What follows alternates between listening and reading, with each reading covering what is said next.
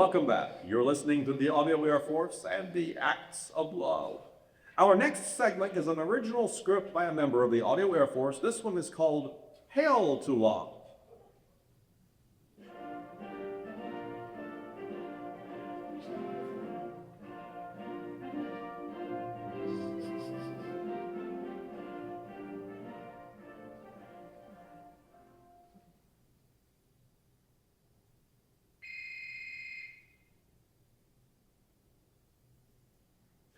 Hey Lisa, it's Carl.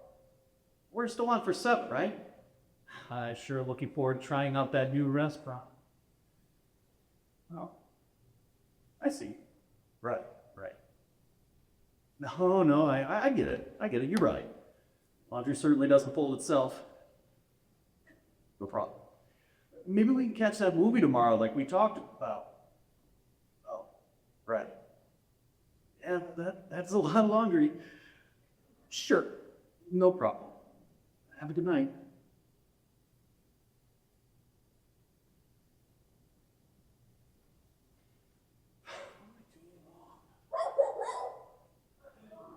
Set of gompers. This happens every time, doesn't it? Tried everything I can think of, but it feels like she's just drifting away. Oh, what's the use? It was all going so well, and I really thought she might be the one. But now, dang it, gompers, what should I do? Yeah, I'm asking my boat.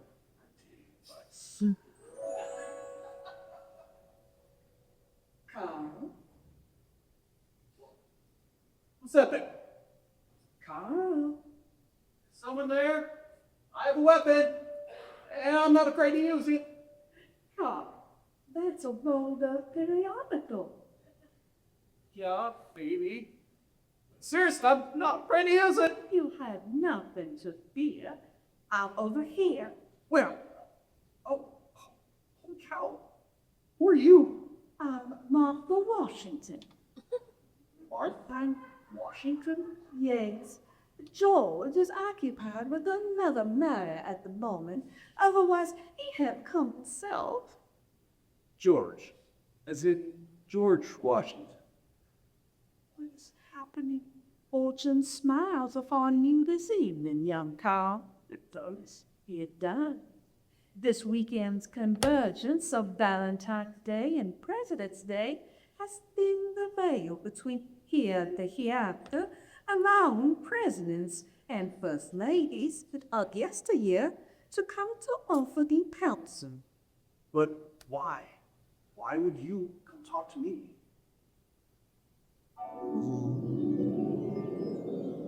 Because we don't have anything better to do.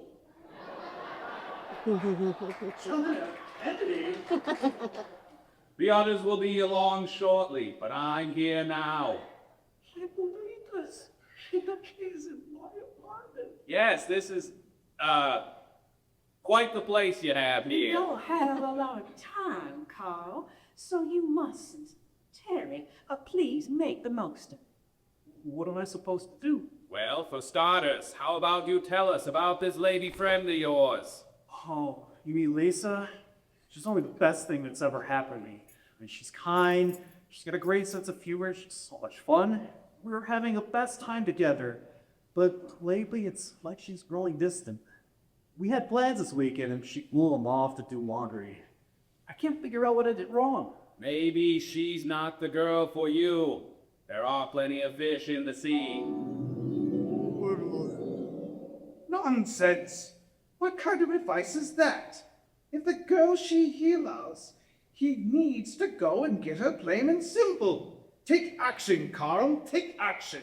Teddy Roosevelt? Please don't call me Teddy. Okay, sorry, Mr. Roosevelt. Teal, or the Colonel. Okay, Colonel Teal. One or the other, my boy, not both. It sounds like you are telling Carl to ask not what Lisa can do for him, but what he can do for Lisa. Precisely. You see, women like a man of action. You need to grab the bull by the horns. Lisa craves excitement and you must give it to her. Take her on an adventure. hiking, climb a mountain, wrestle a bear. Wrestle a bear. How would I even do that? Perhaps you don't need to take it quite that far. How about we wine and dine her? Take her to a nice restaurant. Be charming, witty. Buy her champagne. Take her out on your yacht, or maybe take a trip to France. Make an impression on her she'll never forget. Seriously? I already up at the yacht. Don't listen to either of them, Carl. Lisa's up to something. You think you can trust her, maybe? You should run her thoughts. Richard Nixon? Bugging phones. That sure worked out well for you. Oh, you can never be too careful, Jack. Now listen, Carl. I'll tell you what I think. I think you shouldn't let her kick you around anymore. No, she's not exactly kicking me around. She just blew me off. I'm also not sure she really craves excitement. She's just becoming distant. I don't know why.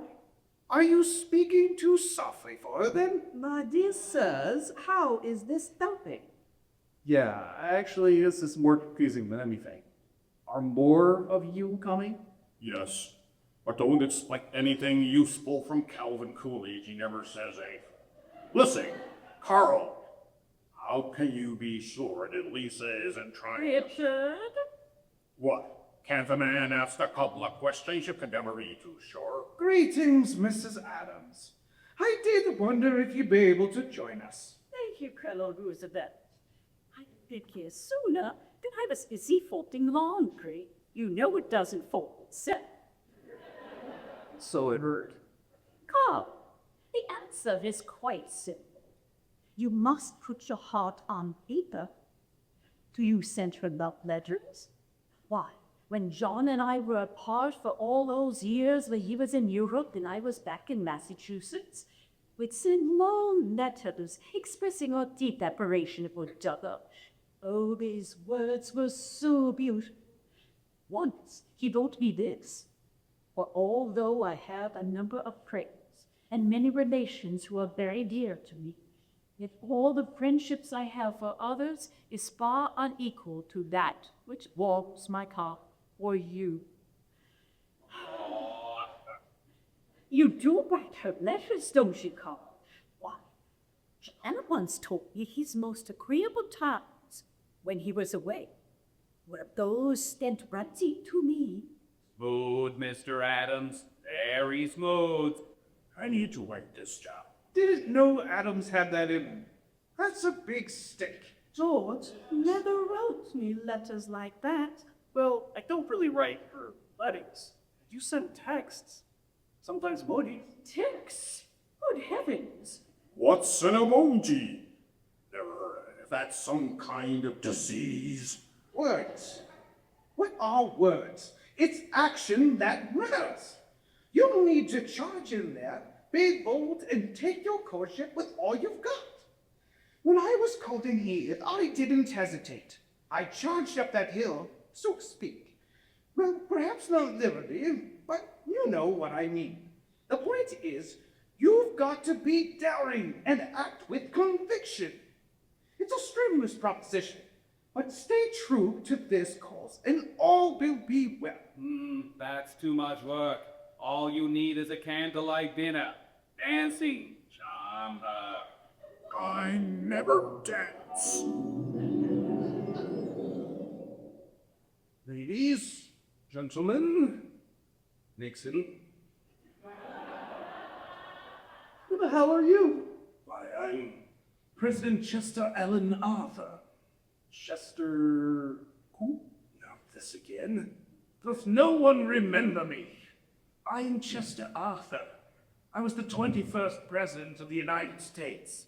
I became President when James Garfield is assassinated in 1881. Where is James, anyway? Yeah, it's not Monday. Oh, my dear sirs, please, no Garfield jokes. You know how James hates those jokes. He needs to toughen up. That's what I did. Think about it. How'd you like having a first name be? Richard? There is no need to be vulgar. It's not vulgar. It's swinging. Carl, please.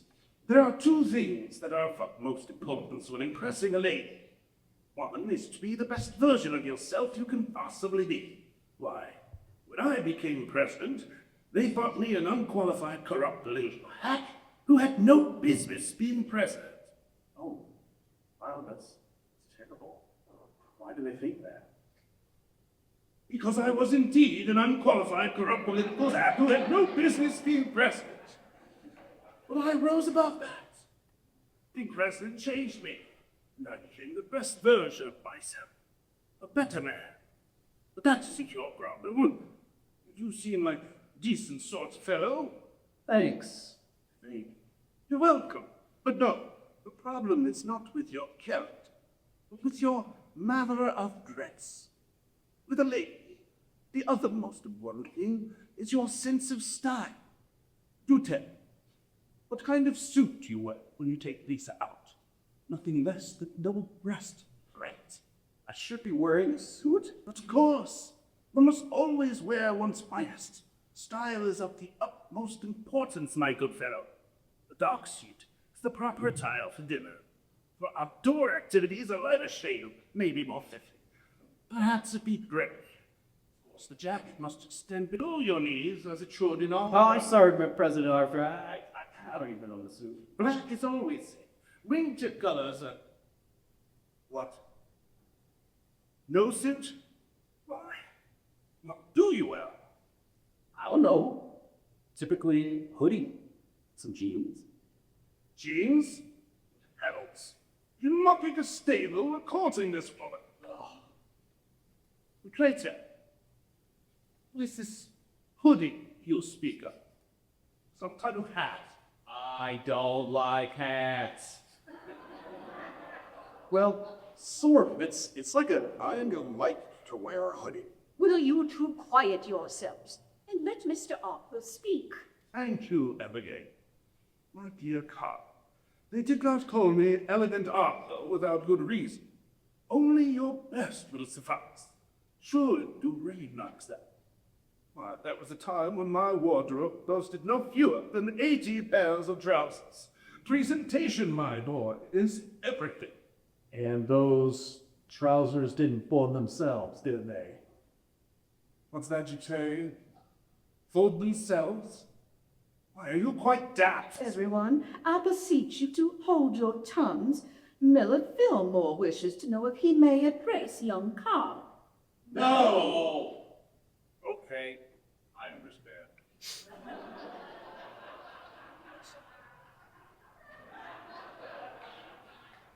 You must put pen to paper, Carl. Are you sure she isn't up to something?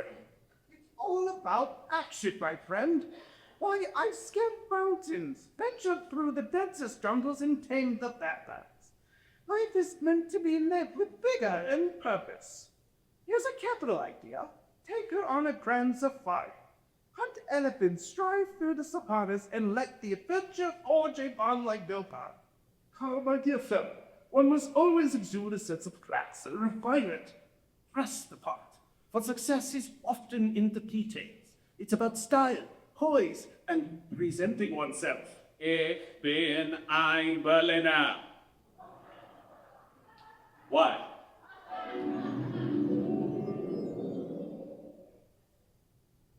Fourscore and 7 years ago. Oh, great. Lincoln is here. Carl's not going to listen to any of us anymore. I reckon you have yourself a bit of problem, Carl. Yes, I do, Mr. Lincoln. It's my girlfriend, Lisa. Oh, I think things were going so well, but now she's grown distant, and I don't know how to get her back. I'm losing her.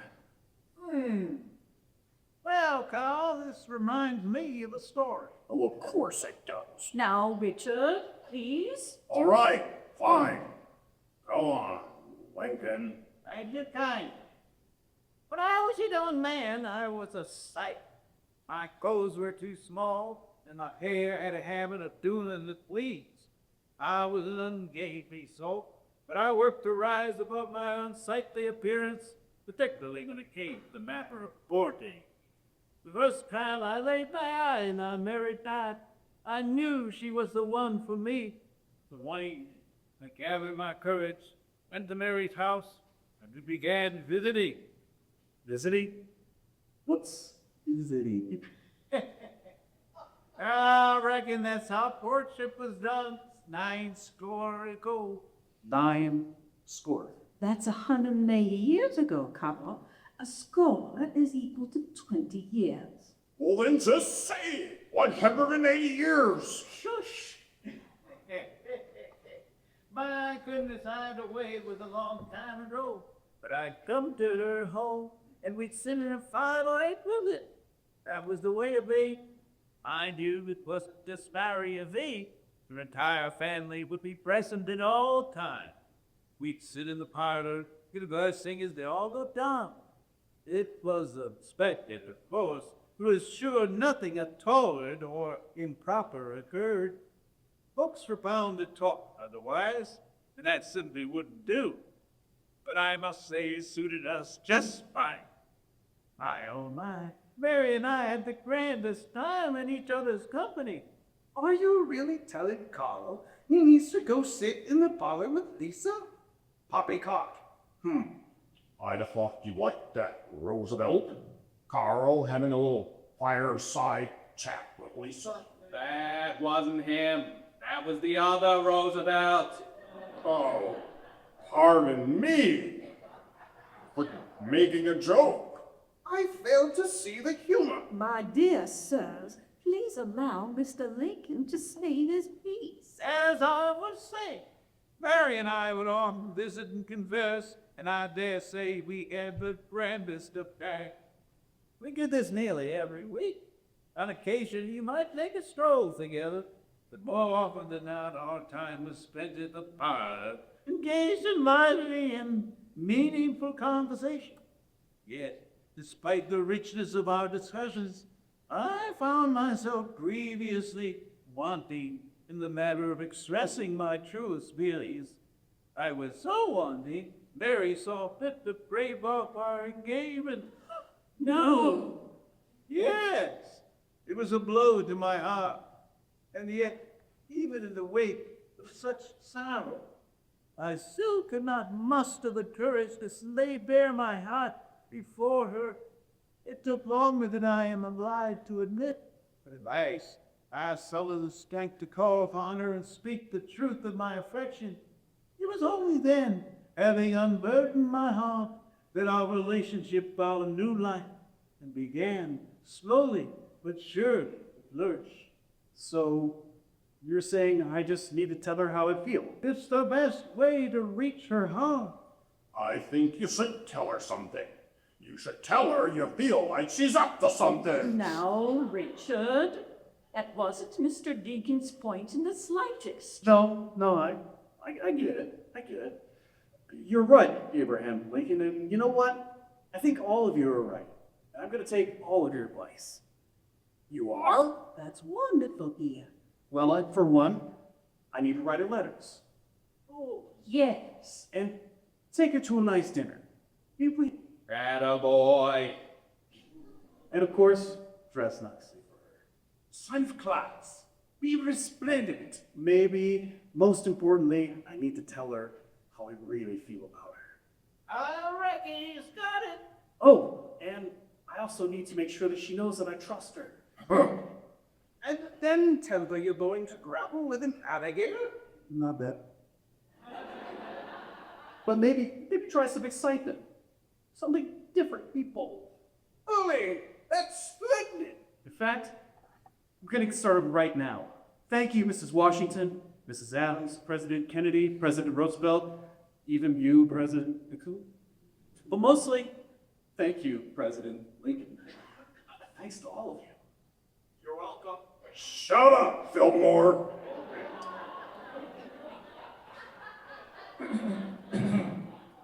Oh, I almost forgot about you, President Darker. Seriously, I gotta go, but thank you all. I think that worked out pretty well. I'll say, young Carl charged out of here like a old goose. Unfortunately, he can change his clothes. That shirt. Ghastly. Can someone please explain to me this hoodie? It's like a shirt with a built-in hat. My word. Mr. Lincoln, thank you for coming to young Carl's assistance. Those words were both wise and powerful.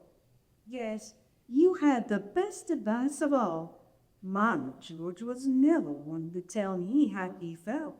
It took him the longest time. When he finally did, he just said I was an agreeable partner. Thank you for both your kind words. I was just grateful to have been of help. Is that really how you want Mary's heart? This was. I nearly lost her.